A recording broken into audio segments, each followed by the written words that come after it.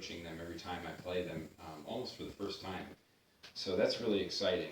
I wanted to say one other thing about these pieces. The suites are all constructed, you'll see, in 6 movements, and each suite is preceded by a prelude, which sort of is, my opportunity and our opportunity to explore the sonic world of D major and all of the different related keys that Bach's going to be using throughout the rest of the movements. The 5 movements that follow the prelude are all dances that came actually from different times and different places, and they're sort of a collection of dances that by the time Bach heard them were already out of fashion.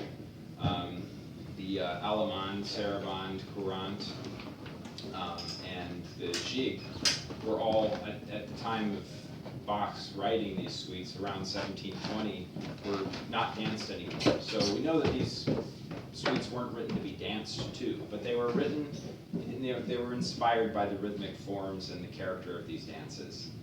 And then the gavottes, the 5th movement, I noticed you listed them as 2 movements. It's actually 1 movement. But the gavottes are a time that, or a dance from the time that Bach was writing these dances.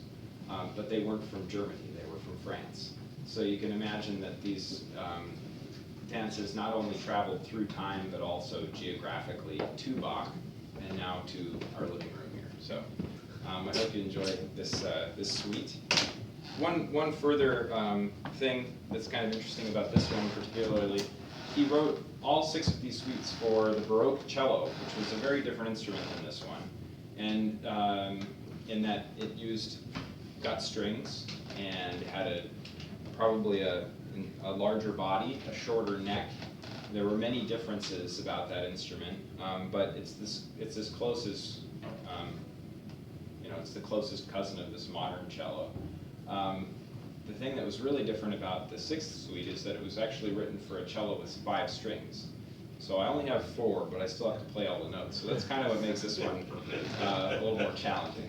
So anyway, I hope you enjoy it. Daniel, I think I'm going to, that one's looking very opulent right